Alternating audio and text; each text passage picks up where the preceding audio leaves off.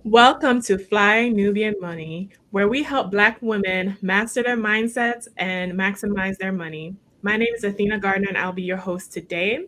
And before we get into our discussions, I would love to introduce our co queens. We have Dr. Alicia, Dr. Charm, Linda Husser, our Bodacious Life Coach, and Dr. Lene Javette, who is our monetization strategist and business coach. These lovely queens are going to help us address today's topic, which is NFL player suggests women should prioritize homemaking over degrees. And in this relationship and dating landscape, there have been a lot of drama around traditional wives and lifestyle versus women who have their own careers. So I'm going to get it started and kick it off to Dr. Alicia. So Hi. so, Dr. Alicia, what do you think about this topic? Should women prioritize homemaking over degrees? And in your therapy practice, do you think there's a benefit to being a homemaker versus women who have careers and businesses? Okay, well, I think the very first thing women need to do when they're first starting out in life is to figure out what makes them satisfied in their life and what makes them happy because we're all born for a reason. We're all born and we have this purpose in life. We have a drive that we want to become and achieve. So I think that we as women need to center on that. And there is such thing as harmony. So can women have it all? No, we were talking about that, but it needs to be centered on what it is that makes you happy. There's nothing like giving up your life so that you can get married and have children. I'm talking about giving up your career. So I do think that it is possible with the help of your husband and supportive individuals for everybody to come together and make sure everyone's living their true life's potential. And I think that's what's important. And what was missing in a lot of the conversation with that's been going on today in terms of modern women and modern relationships. Mhm. Okay, I love that. I love that. I want to pivot to Linda, our Bodacious Life coach. Linda, do you feel in your practice, have you seen a difference between women who are traditional homemakers versus those with businesses? Are any particular group happier, more fulfilled? Well, I personally believe because I work with Black women over 50, so we're coming from a place in a space where some of us, like my mom, did stay at home. So I was able to have that part of my mother. And now we're having more women, like we were talking about, more Black women with businesses, the fastest growing segment, I do believe, of the population that are creating businesses, which means they are not traditional women per se. Having said that, um, actually, you know what? This is this 60-year-old brain fog. Tell me the question again. From your clients who are homemakers versus those who are Yes. modern women that have careers, do you notice anyone being particularly happier?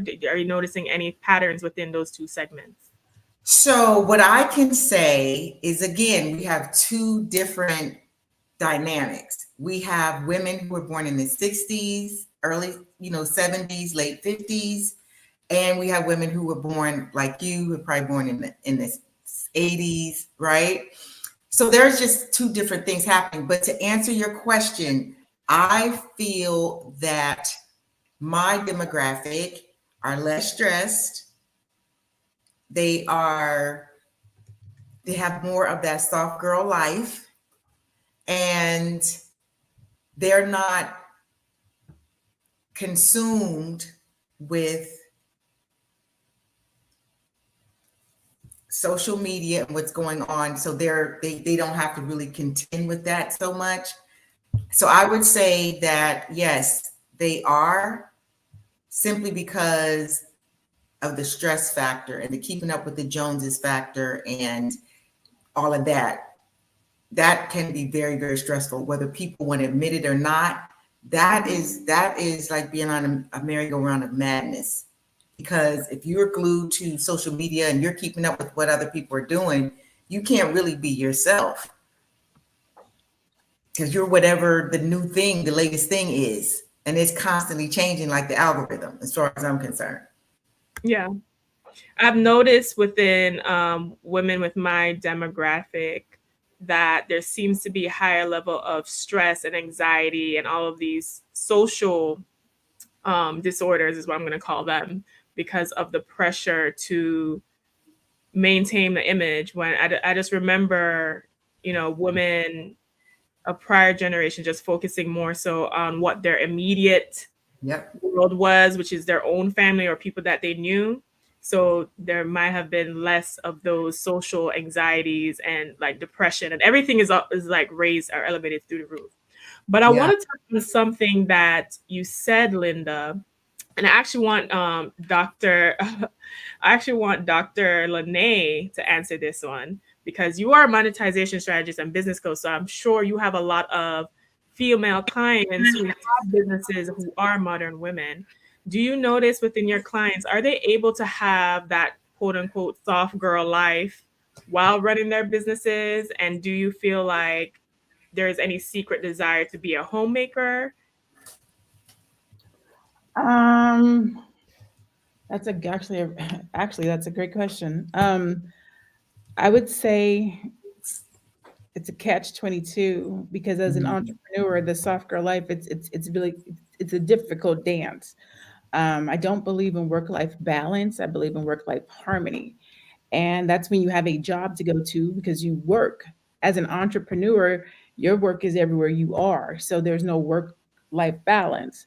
There is business life harmony. And so I always say for myself, right? I am a CEO during the day when I'm at work, but when I come home, I just want to be a girl. I just want to be a woman. I just want to be catered to and pampered like anybody else. But when I'm wearing my CEO hat, I am aggressive. I am a shark. I'm about to get this business. I'm about to get this money. I'm about to get this paper. And sometimes when you operate in that capacity, you can be judged harshly as being in your masculine energy or being an alpha woman, and that you don't know how to be soft because you have to be in this space all the time. Um, but I think that it's a delicate dance and a delicate balance. I think that there are women that don't know how to go back and forth between being that, having that energy when it's necessary and being soft. But I think it's possible. Like I would like to say that I do it. I would like to say that I do it and I do it well. I'm CEO when I need to be, and I'm soft when I need to be. I can submit. I can be led. All those things. Now you got to be a good leader, and you have to be know what you're talking about, and you have to say this is where we're going. But you have to be soft and sit in the passenger seat and let you lead and let you guide. Now the question was, do I see it happening with my particular clients? A lot of my clients, actually, honestly, a lot of my clients are married, and they actually do get to listen. They blessed. They get to have a soft girl life. They husbands work and they get to run their businesses. And I think when you have that, when you operate like that, you get to be soft. Like having a husband that takes care of you so you can run your business. That is living a soft life, no matter how you look at it, right? I don't think it's based on their attitudes, or I don't know what's going on in their relationships, because that's a different piece of being soft, how you relate. But having a man that supports you, takes care of you, pays the bills, goes to work, and lets you follow your dreams and aspirations, to me, that's a win. Okay. I mean, Win-win. it's a team. I just want to jump in. It's teamwork. Like, why does one person have to be ascribed to a certain thing? You work as a team. Like, if I had a husband, so to speak, who wanted to start a business, I would support him in starting his business. That's his desire and what he wants to do. I would have a conversation with him and rearrange our lifestyle so that he could support his dreams. And I would hope that that person would do the same for me. I think that it's dynamic. When you're in a relationship, you have to be able to support, and the relationship has to be able to support everybody's individual goals. So, I mean, it doesn't have to go one way or another. It's teamwork and everybody filling in where they can so that individuals in that family can get their dreams met. But I have to jump in now because I feel you, Dr. Alicia, and in a perfect world, that would be phenomenal. However, because I agree with Dr. Lene, what she is saying, whether we want to just keep it 100 or not, most women, if you were to ask them, hey, would you rather your man really do his thing and allow you to do you and build your business? They're all going to raise their hand. I mean, I just feel that that's just, it doesn't make it necessarily right, but it's the way it is. I also agree with you. That would be fabulous if that was the way it was. Unfortunately, it doesn't. If the people are going to keep it 100, keep it real, they're going to go with Dr. Lene. You know, I had to say something. I have to jump in again. Sorry, I don't want to dominate everything, but like my husband is not a bank account. He's not an ATM machine. For you know what I mean? For a lot of women, he is. What are you talking about? I value him as a person. We all contribute together to help each other's individual goals, and that's the hallmark of a healthy relationship.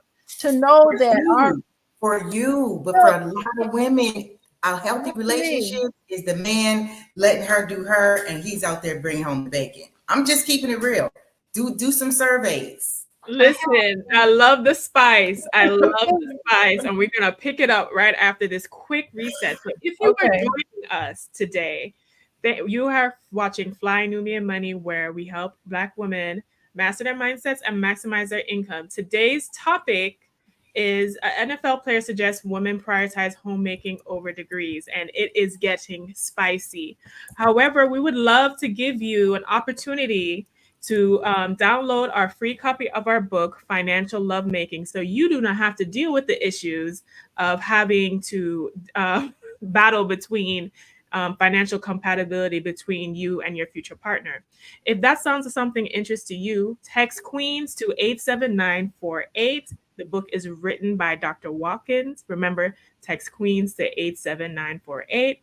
While you're at it, please like and subscribe to the channel. We are here Monday through Friday, 1 p.m. Eastern time. So, all right, ladies, back into it. So, I will have to say this.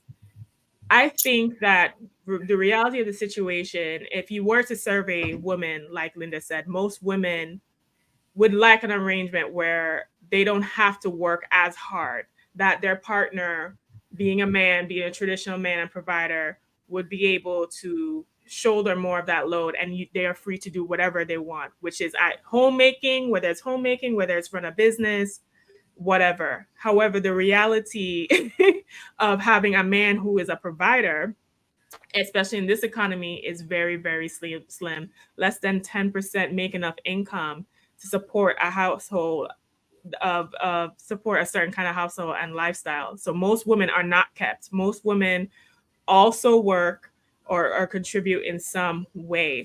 But what I want to talk about before we pick up the rest of this, Dr. Charm, you are a doctor and a spiritual coach. I want to hear from you. What do you think about this topic? Do you think that being a homemaker or having being a woman who works and have degrees, I mean, you're a doctor, so I know you got the degrees, girl. So what is your thoughts on the subject matter? Well, you mentioned about the degrees. There was one, there's this famous saying like, "Oh, these degrees don't keep me warm at night." And I remember I was on a message board and the girl said, it was like a Black luxury women's group or something. And she said, "You know what? These degrees do keep me warm at night because I can pay my light bill, my gas bill, my water bill."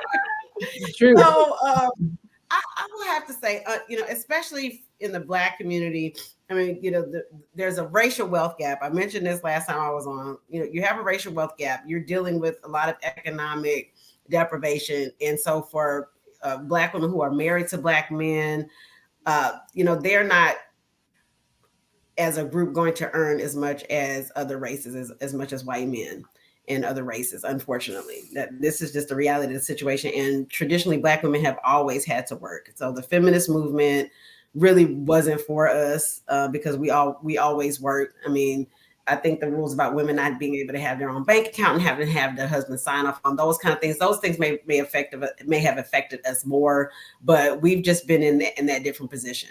So that's the reality which we have been dealing with racism and white supremacy.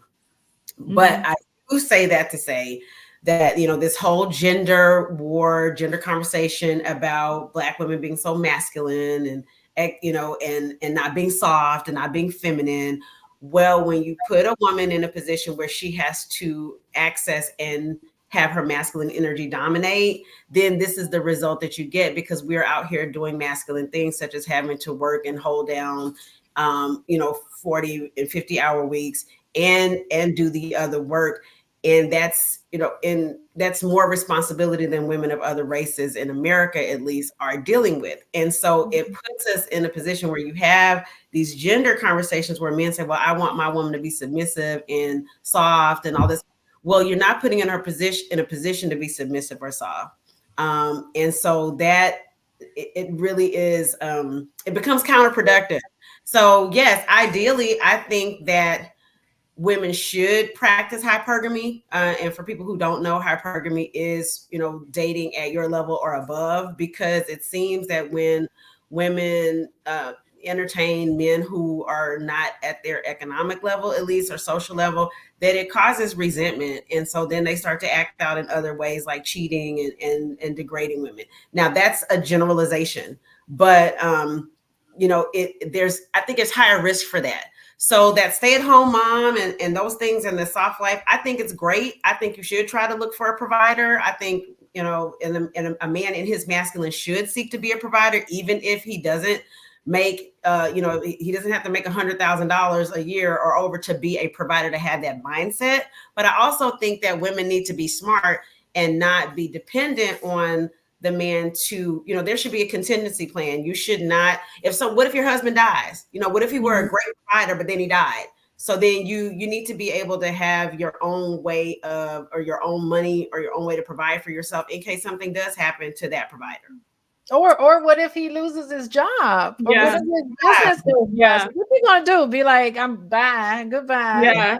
I'm here for you. I'm here. We're together. I'm gonna support you. Yeah. I believe in you. You're gonna lift them up. You're not going to just be like, I'm done. And unfortunately, some men, when they are in that mindset of, okay, the woman is, I've seen so many stories. I live on Reddit. I love Reddit, because I'll see these stories where, hey, the woman's like, I was working, and this is like race. I think a lot of the people on Reddit tend to probably be more Caucasian, but it's like, I was working, I was, had my own bills, I was doing all my own thing, and then, we got married, and I had a baby, and I became a stay-at-home mom, and now he's questioning all my expenditures. He's wondering why I'm doing this. He's changing how he treats me. So I think having that financial independence can make a woman just more attractive.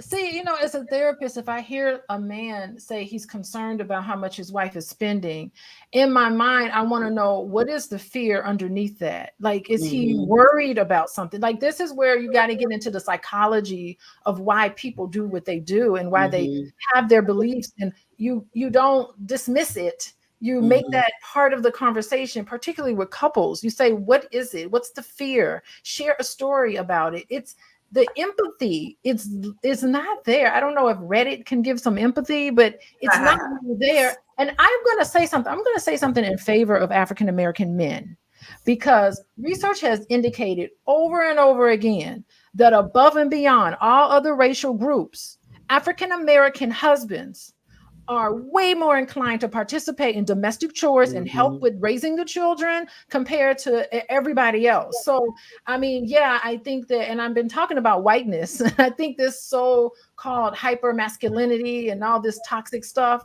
coming out of men, I think that's nothing but whiteness. And we need to label it for what it is, because, and we need to stop labeling African-American men as these hyper masculine people. I think as a whole, they grew up, they grew up with a single mom. They know what mothers go through. So they get married, they empathize with that.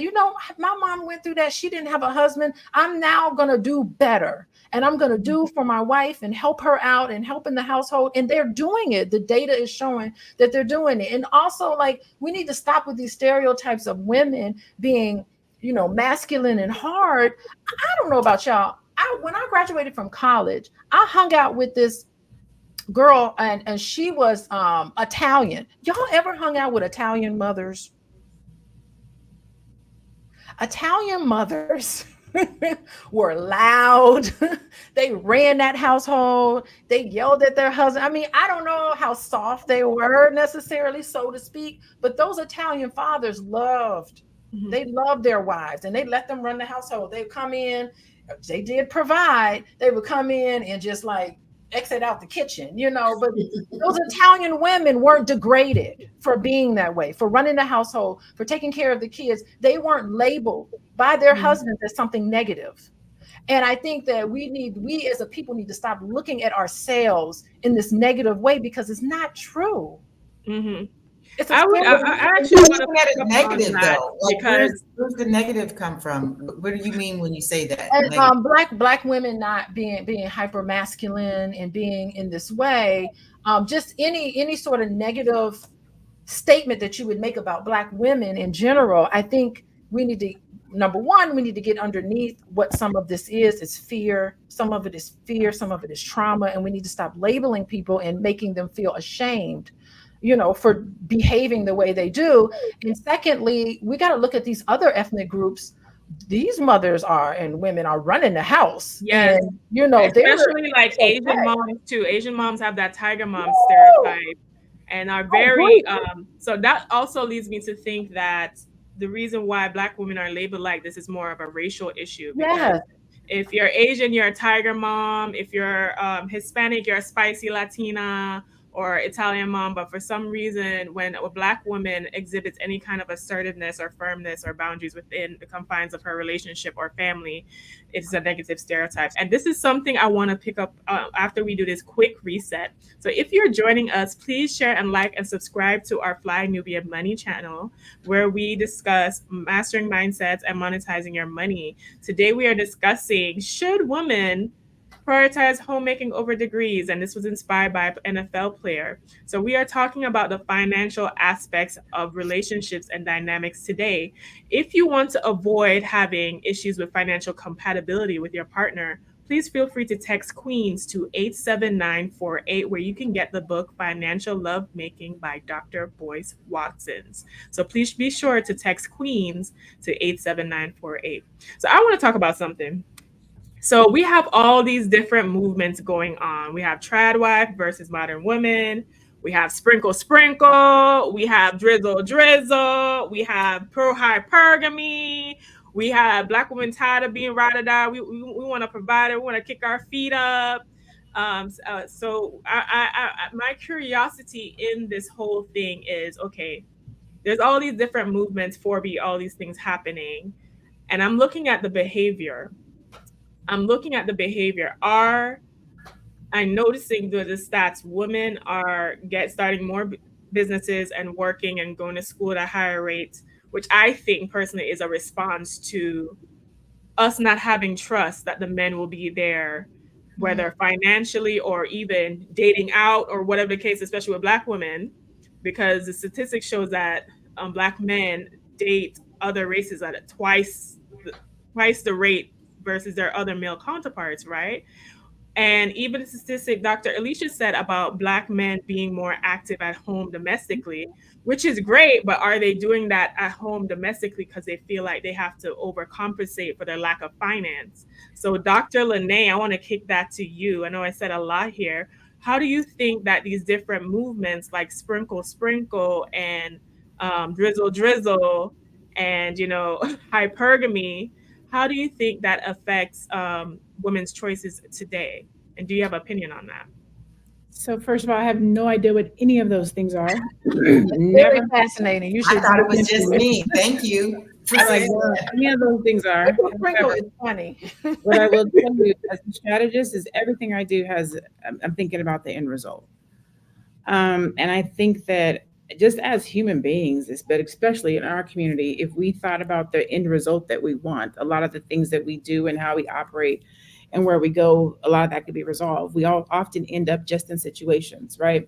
So there's all these different movements. And I think that individuals will jump behind a movement because they themselves don't actually know what it is that they want to do or who they want to be or who they want to date. And so it's much easier to be like, oh, this movement, this new I'm just going to use Black Lives Matter. I don't know what sprinkle is and the other things, but whatever it is, oh, this is cool. This is the new thing. This is the trend. I'm going to jump on that. And then the next thing happens, and then they jump on that. And then the next thing happens, and they jump on that. And so they put themselves into various situations, dating various people, depending on what the movement is. And then in the end, you don't really know who you want to date or how you want to act or what you like or what you believe. I like what Pretty Richie said. Is there a song called Pretty Ricky or artist or something? Anyways, Yeah. I think that it's important as Black women. I like what Dr. Charm said. What was the hypergamy? I like that. I like the concept of dating on not necessarily your financial level, but your mental level, your growth level, your potential level, because you can grow together. And so I want to go back and kind of correct one of my statements, what I said earlier about the woman being home and being taken care of as the soft life. I do think that that's the soft life, but I think to what Dr. Alicia said, I think it goes both ways. If I got it, I can still be soft and take care of my man while he's doing what he got to do. The preference is to be taken care of, yes. But when you're a team, when you really know who you are as a woman, and you know what did Prince say? Anybody trying to play me is playing themselves. If you're not playing in my face, and we are a team and we are working together, I can be soft and take care of you at the same time. I can be soft and support you at the same time. Because if it's our household and we are together, with the team wins. So the softness will come back around. I'll be able to come back and sit back and eat my bonbons when the time comes, if the team grows.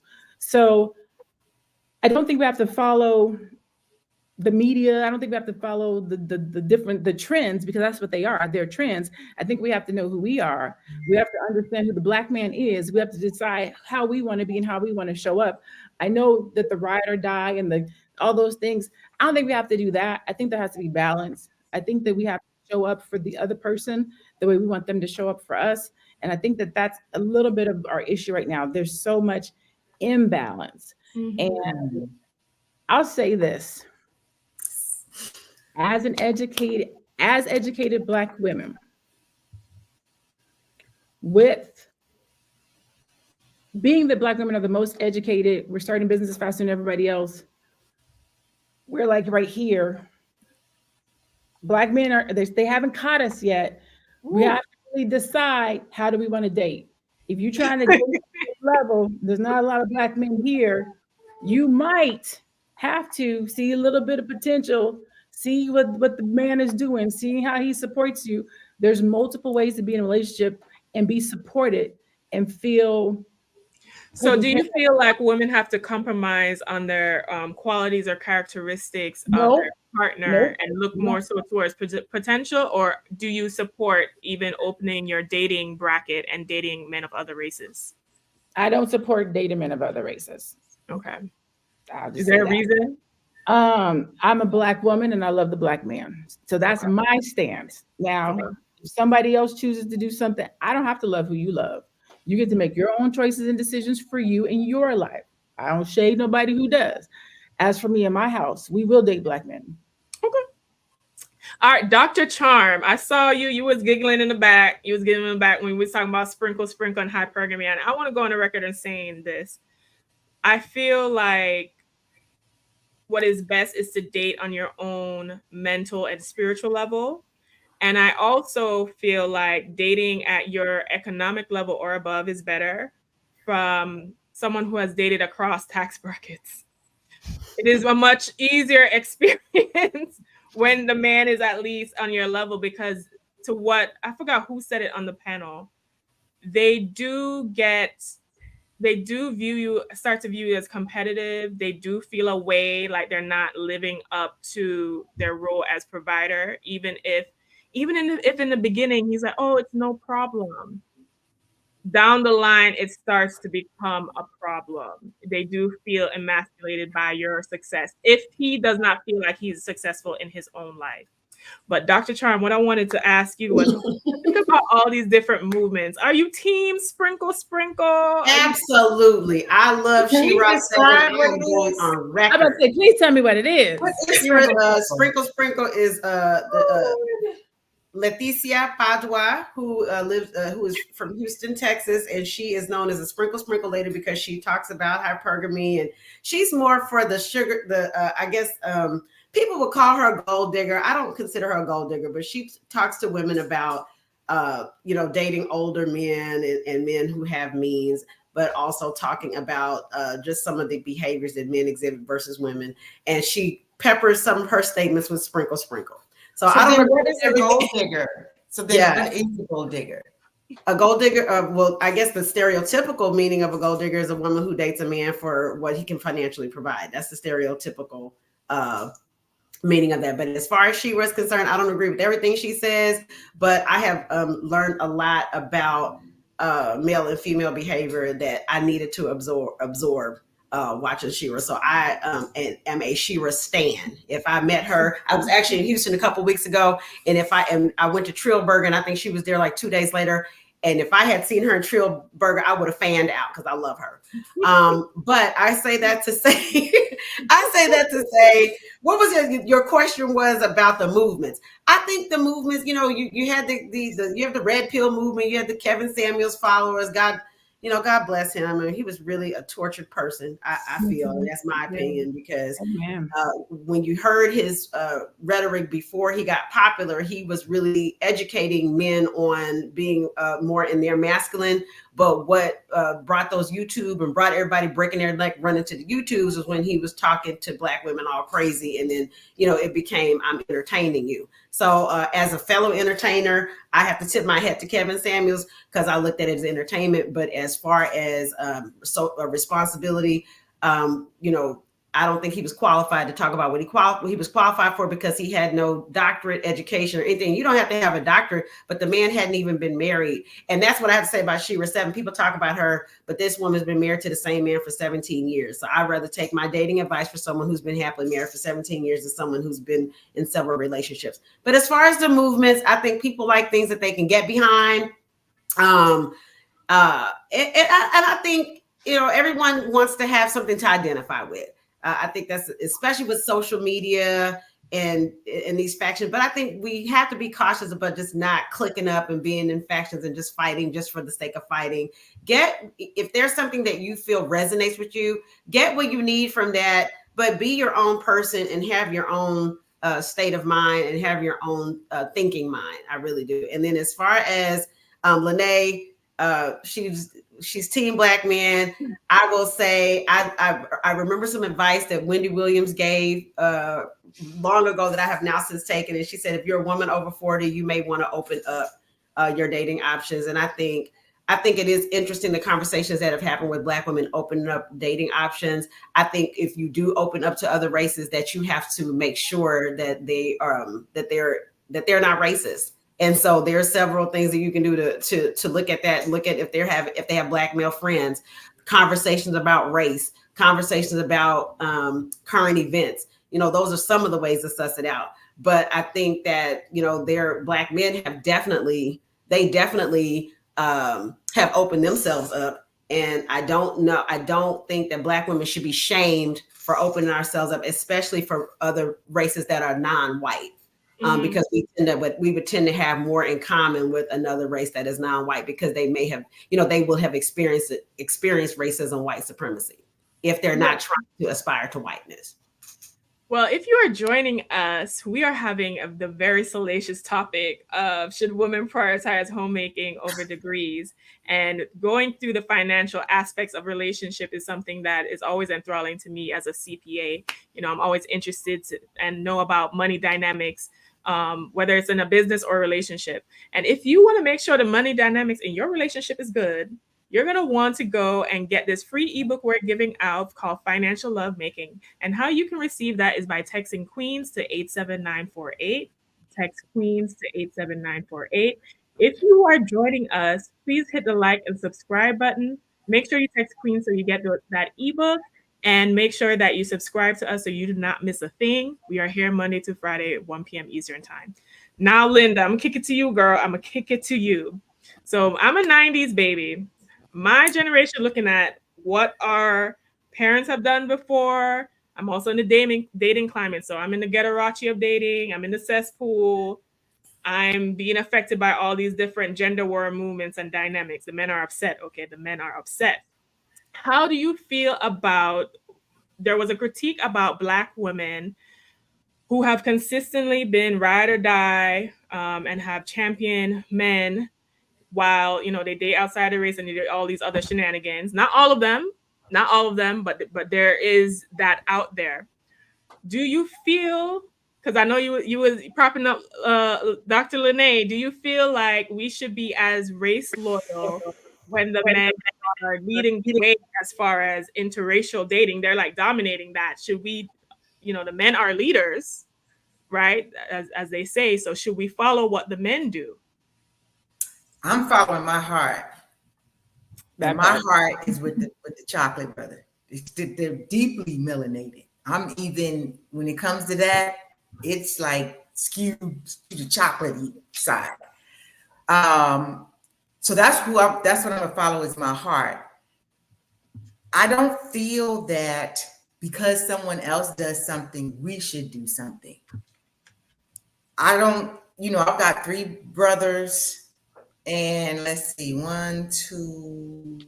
They all have children by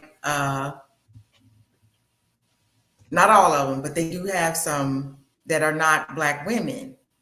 What I find having 3 Black brothers is that sometimes people just don't want the struggle. They don't want the strife.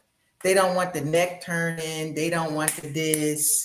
They don't want you all up in their face. And this is not everybody. I'm just talking about my experience from my Black brothers.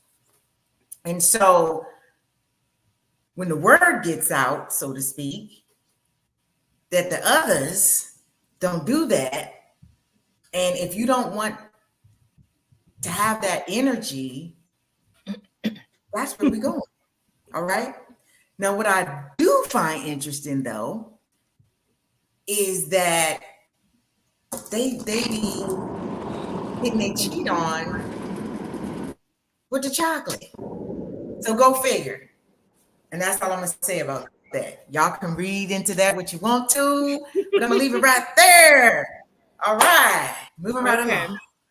All right, because that was interesting. So what I want to also pivot to is, all right, Dr. Alicia, team love. We team love over here. So, focusing on loving your partner, I agree, because my experiences, even with dating across tax brackets, right? Even if a man has means, it doesn't mean he has good character. And to be honest with you, there's a high percentage of them that engage in a lot of debauchery, hence why I'm still single.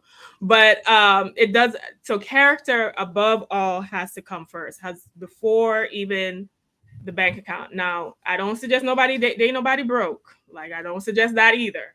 But the character is of supreme importance. Now, Dr. Alicia, I want to give you a moment, because you have said a lot on this panel, and some people may have some critique for you because your husband is a business owner, your husband is a provider. So they might be able to say, you know what, Dr. Alicia is making some good points, but her experience is not the experience of women who are having struggle love, or who feel like she may not, you might have more of a leeway financially to be saying these things when your experience is not reflecting that. How would you like to respond to any of the audience members who might have that critique? Well, I mean, this is just my outlook on relationships. It's always been like that my whole life. So this is not my first marriage. I don't remember necessarily struggling, but the way money was introduced to me growing up was not something that was seen as like the primary focus of why you're friends with somebody, or the primary focus of why you're hanging out with somebody. Like, my friendship with boys had nothing. I didn't know how much money he made when I started dating him. I had no idea, because I was looking at the person. We didn't even follow each other on social media until after we were dating. And I didn't, maybe he picked up on that, maybe that was his attraction to me. I don't know, I have to ask him.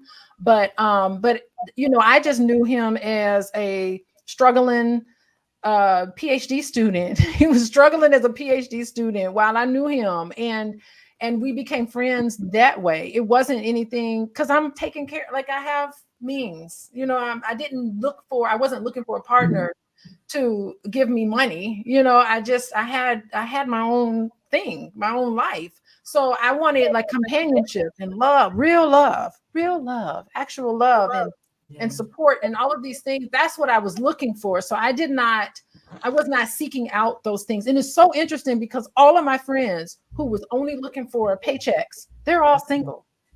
So I think that that's something that people need to keep in mind. I don't know who this applies to, but I mean, you need to keep in mind, because I think men, they work real hard to build their business and to do things. I don't know if men are really looking for someone to just sit and eat bonbons and get money, just pay for their bills every day. I think that they want a little bit more substance and a little bit of something there, and, just something else. We had to talk to men. We need to have some men on this panel too, because we need to talk to them, because I don't think successful men, contrary to what we might think, they want someone that they can talk to who's intellectual, and maybe, the connection started there. And this is the God's honest truth. I said, why is everybody walking up to you, taking pictures with you? What is this? Like, why is this is crazy. Who are you?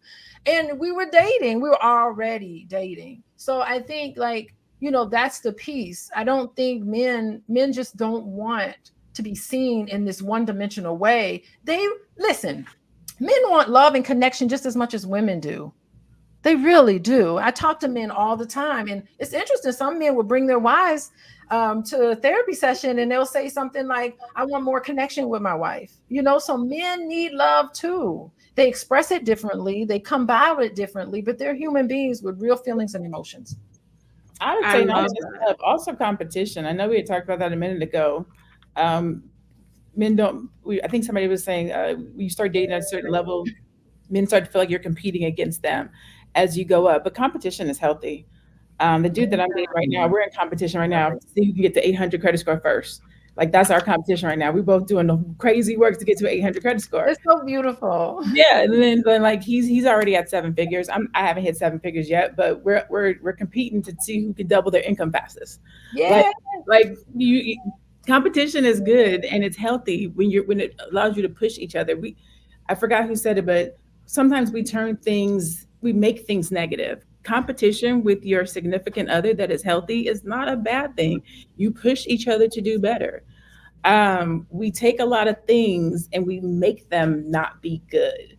It's okay to push the person to want to do more. It's okay to invest in somebody's dreams and have to sometimes be the person who holds it down. It's okay to go out and get a degree and not focus on homemaking at this point in life. It's okay to not have kids. It's okay to date. These things are okay. But for some reason in our community, we stereotype them as negative and bad, and we shouldn't do them. Even just being a strong Black woman, like no other race puts strength in the front and or makes strength bad. What is wrong with being strong? What is wrong with being caring and loving? Why don't we get the same empathy, not sympathy, empathy that other races get for doing the exact same thing? We're just doing it from a melanated perspective, and we take on more life and strife as women than any other nationality. But when we do a lot of the same things that these other nationalities do, it's considered a negative or a drawback. I don't understand that. That's very interesting. And I do think that there are some racial undertones within what you just said, because to your credit, other races don't face the same critique or issue. If you are just joining us, we are Fly Nubian Money, where we help Black women master their mindsets and monetize their income. For those of you who are just joining us, we are talking about women prioritizing homemaking over degrees. And this has been such a spicy topic. I love it. If you guys don't want to have this much contention within your own relationships financially, feel free to download the free ebook, Financial Lovemaking, written by Dr. Boyce Watkins. Please text the word Queens to 87948. That is Queens to 87948 for your free copy today. We are on Monday through Friday, 1 p.m. Eastern time, and you will see us all the time. All right. So, Dr. Charm, I'm going to kick it to you, Dr. Charm. The statistic says that a woman even taking a 5-year break, so this is not even a woman who is a stay-at-home mom, right? She just taking a break, whether it's a career break to raise her young kids or she has to take care of the elderly. A woman who makes $60K that takes a 5-year break forfeits up to $800,000 of income that could have been generated throughout her life. So we understand the inflation is inflation, the price is pricing, and we are in certain economic times. Can women even afford to be homemakers at this point in time? What is your opinion? I think in the right situation, I am a business owner and I also work. And ideally, I would love to become a full-time business owner. And I think there are a lot of women who are in that situation where and I think that's something that women should aspire to. If you do get to be a stay-at-home mother or stay-at-home wife, and you have a provider that allows you to do that, use some of that time to cultivate other interests, hobbies, volunteer work, or a business. Even with the phones and the social media and things, there's so many businesses that can be run from home. And I think that should be the goal for a lot of women. Instead of, because it is dangerous if you do leave the workforce and then you have to come back in 5 or 6 years, you're out of the workforce. And a lot of employers will look at that gap and just automatically dismiss you because they're like, hey, what have you're not in the market, you're not marketable. And so it does make it that much more difficult. But if you had, say you had to go back into the job market, but you have been running a business during some of that time, it's just something to think about as far as just attraction, being more attractive on an employment scene. But just for overall wealth and health, an entrepreneur has no cap on what they're able to make. And so it's wonderful to be able to have your husband work or you working part-time where you're starting a business, or being a stay-at-home mom, starting a business. And in that way, you have unlimited income that is in your future, to where you have your own independence, your own finances, your own independence, or even just more disposable income to contribute to the household if you want to pay for vacations or other things. So I really think that those kind of things are important when evaluating finances and relationships. I love it. Now I'm going to kick it to you first, Dr. Alicia, and then Linda. So Dr. Alicia, we talked about empathy. We talked about not looking at a man as a bank account. We talk about being on team love. In your coaching practice, is there a difference between women who are homemaking or modern women as far as how do they feel fulfilled in their lives? Do they feel appreciated by their partner, by their family, especially the homemakers who sacrifice, like I said in that stat, income and career opportunities to be there? Do you think those women feel appreciated within their relationships? Oh God. I mean, appreciation in general is just so tough to get with couples in general, because so many misses happen in relationships, and so many things aren't talked about in a healthy way. So it ends up building up and coming out as resentment. And when you start to have resentment for your partner, you're not seeing any of the great things that your partner's doing. It's hard for you to appreciate your partner when you're just sitting there looking at them like, look at what they're not doing. You get into this negative sort of view instead of looking at what they're actually doing. Any little thing that your partner does, you really need to make it a big deal. Thank you so much for taking out the trash. Oh my God, thank you so much for helping out today. And thank you so much. I mean, everything you should do, everything you see your partner do that you enjoy, that you like, you need to make a big deal out of it and minimize some of the things that they're doing that bothers you. So just in general, that's sort of like my stance and advice to couples. And I do think you got a point, because it's hard to have empathy if you're working all day and you come home, right? You don't really know or understand what your spouse is doing, who's home with the kids all day, taking care of children. It's hard to understand. And of course, if you're a stay-home parent and you're parenting, if you're spouse comes home, you're just like, here, take these kids. I need a break, So it's hard to have that empathy because you live in such different lives. You have different worlds, different friendships, different environments. So it is important. You can lose that appreciation and gratitude for each other. And you have to consciously work on becoming more appreciative of your partner and having deep conversations. Every night before you go to bed, in the morning when you wake up, you need to have conversations. What was your day like? What were you struggling with? Let's see if we can try to come up with ways to maintain connection with each other throughout the day so that I totally understand. As soon as your partner comes in the door, you can say, oh my God, how did that meeting go today? God, I know that was a tough situation you were in, or how did that school PTO meeting go? It's just having some empathy and some very much understanding about each other's world and what you're going through. Okay. And Dr.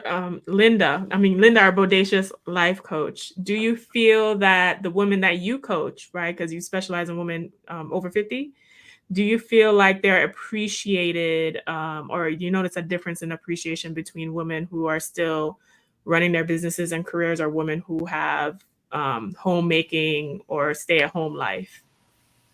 Well, here's the thing that I think is really, really interesting. Judging from my mom, there were 6 of us. So I feel that, we had home cooked meals. We made donuts from scratch. My mom made bread with the Fleshman's yeast, and I'd have to punch it down and it would rise again. And so these were things that we made. Did I say we made ice cream from scratch?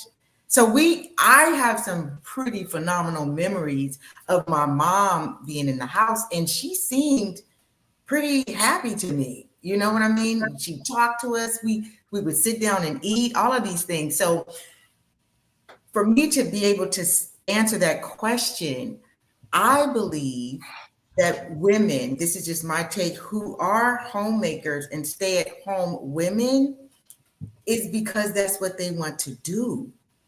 Because there were women who were going to college when my mom was born in 1940.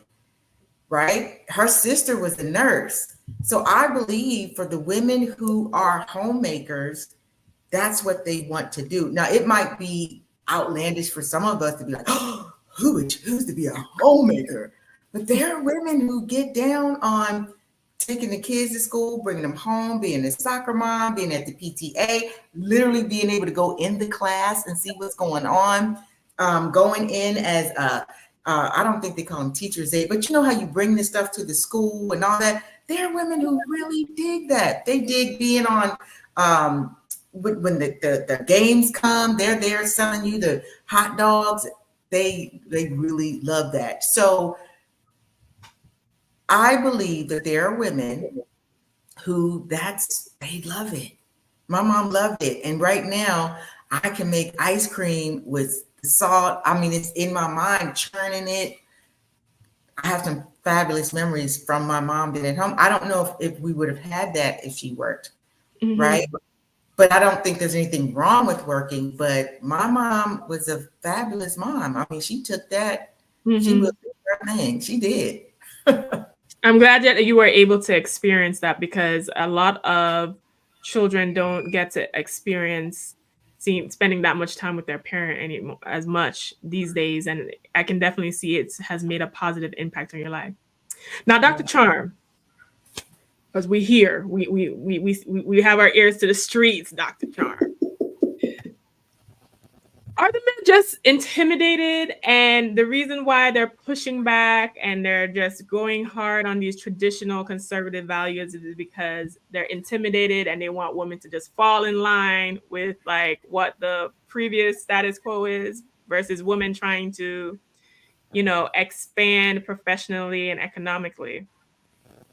Yeah, I just think it depends on the kind of man. Excuse me. I am in the dating world, and I remember at one point in time, I wouldn't even tell guys that I was a doctor, because I would go out and then I would say, I'm a doctor. And then this look would get, be on, and then I realized, like, no, I'm going to lead with that, because let me weed out the people that are intimidated by that. Because if you're intimidated by that, then you're not the person that I need to be in relation or interaction with. And so I really think, I think someone else was mentioning about if a man is not accomplishing his goals, that he may feel, he may be resentful of the woman. So it really is about the person being secure in themselves. And so you definitely want to partner in that way, because there are unfortunately men whose egos are fragile, and you have men who are confident. And I'm a confident woman, and I'm attracted to confidence in the man. And if I don't see confidence in the man, then I'm looking to the next. I'm looking away. I'm looking the other way. Okay. And for those women, I think, that are in the dating world and are feeling the pressure to lessen their achievements and accomplishments, I think that that's wrong. But I don't think that it isn't a job interview, so it shouldn't be like all your professional stuff, because what about your emotional intelligence and your empathy and your ability to be caring and kind? And that goes for both sexes.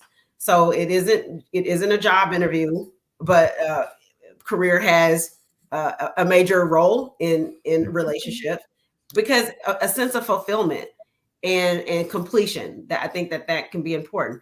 But kindness and emotional intelligence is also important. I was told when I got my doctorate that I was going to be undateable. Like, you're not going to be able to date. Nobody's going to date you now. And I was like, oh, I was taken aback. I was like, oh my God, I can't date because I'm a doctor. And it had the opposite effect. These young men was coming out the woodworks when I got it done. It's super attractive. It's super sexy. I will always leave with it because I get the raised eyebrow, but you go, girl. So I think to Dr. Charm's point, it depends on the men. Thank the Lord that I'm around positive, alpha, confident men, because they love it. It's a magnet. Mm-hmm. I would definitely say it depends on, like I said, how the man feels about himself and his own accomplishments and what he's trying to do. They're contrary to popular belief, and even though I like Shira, with sprinkle culture, the negative to that is thinking that all you have to do is be beautiful. And that is not true. Actually, a lot of beautiful girls end up crying because they think that these successful men are just gonna sweep them off their feet just because they're beautiful. And they often are looking for women who can hold conversation and have like intellectual capacity. So just to put that out there, even though I do love Shira. Now we're going to head on to last and final thoughts between all of us and our co-queens. I feel like this was such a lovely panel. And be sure that you guys subscribe. If you love the panel today, please like and subscribe to the channel and stop tripping. And text the word Queens to 87948 so you can make sure you don't miss a live that we do Monday through Friday, 1 p.m. Eastern. And so you can get a free copy of the book, Financial Lovemaking by Dr. Boyce Watkins. All right, final thoughts, Queens. And I really enjoyed all of you today. So powerful. Dr. Lene, can you tell everyone where they can find you and share your last thoughts on this topic? Yeah, I'm on social media at my name. There it is right there. Boom. Good job, producer. Dr. Lene Javette. My hashtag is I am Dr. Lene Javette. And that's where you can find me. My final thought on this topic, I'm just going to restate it. NFL player suggests women prioritize homemaking over degrees. He could have just said that the woman that he is looking for should prioritize homemaking over degrees. I think that every woman should prioritize what makes sense to them in their life, and every man should prioritize what makes sense to him in his life. And then together, you guys can come together and create your priorities and be strategic about the end goal of what you want to do for your house and your family. I think as a society and social media, we have to start giving our opinions and suggestions monolithically as if everybody should be the same, because how I receive love and affection and what I want to do and my goals and desires might not be yours, and they might not be my mate's. And so it's for me and my mate to come together and decide what that looks like and what the priorities are for him. I love that. I love that. All right, our bodacious lifestyle coach, Linda, where can everyone find you and your last thoughts on this matter? Linda S. Husser on Instagram, Linda Susan Husser on Facebook, and where else? TikTok. I'm killing it on TikTok. Linda S. Husser 1. My final thoughts are: let your heart be your guide. Let your heart be your guide. That's it. That's all I got. Thank you. Listen, I felt like I just received a little healing with that thought. I felt my heart do something. See, that's how I know you're good at what you do. My heart did something when you said that. All right, Dr. Charm, listen, tell people where they can find you and tell people how multifaceted you are. You're not just a medical doctor, you can do it all. You are such a sweetheart. You guys can find me, and thank you for that.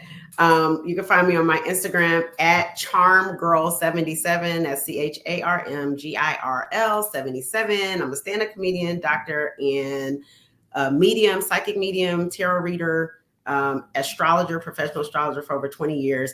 And if you want a personal reading, you can text me at 404-832-5179. That is completely separate from medical. I will not be your medical doctor if I'm giving you any spiritual readings.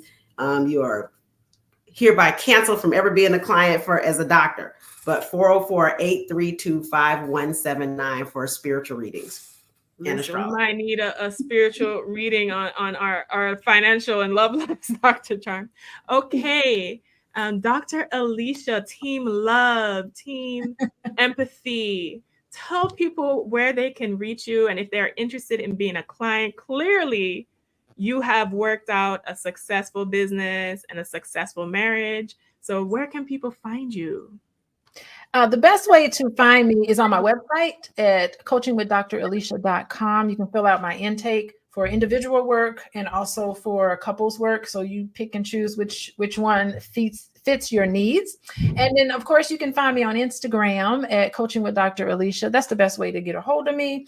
And final words I want to say, I'm thinking about some of the couples I meet with.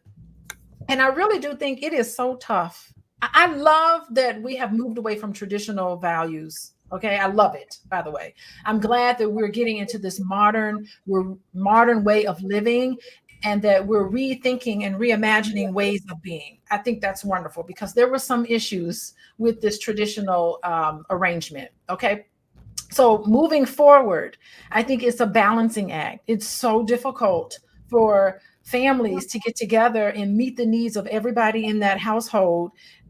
It just is tough, and there's obstacles and challenges there. But I do think if you have a man and a wife running that household who are or whatever type of couple they are running that household, they need to be able to be on the same page. They need to be able to have harmony together. And they also need to work together to make sure that you're not just managing finances together, but you're managing the household, the children, in-laws, all of those things that make a happy, healthy family. It needs to be a collaborative effort. I don't think it should be 100% on one person and one duty is 100% on another. It has to be collaborative. And I know that Black men have been doing it, and Black women have been bringing home the bread, and Black men have been helping to take care of the kids, and those couples are happier for it. So I have hope for the future and for this modern way of looking, and I'm here for it. And you can reach out to me if you're struggling with these things.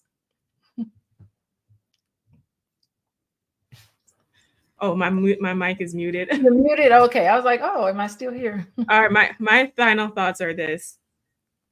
Everyone should do what is in their highest best interest. I know that the relationship and dating waters are murky, but especially when it comes to finances, you need to make sure that you are financially compatible with your partner. As a CPA, I have professional business clients and personal clients as well. This money issues come up all the time and dynamics in relationship.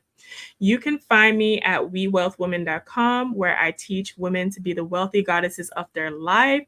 So you don't have to worry about whether or not, if you have the money and means to support you, whether or not he can take care of you or not. You can find me at wewealthwomen.com. Thank you guys so much for this lovely panel. And I look forward to seeing all you lovely subscribers. We are saying goodbye as your queens.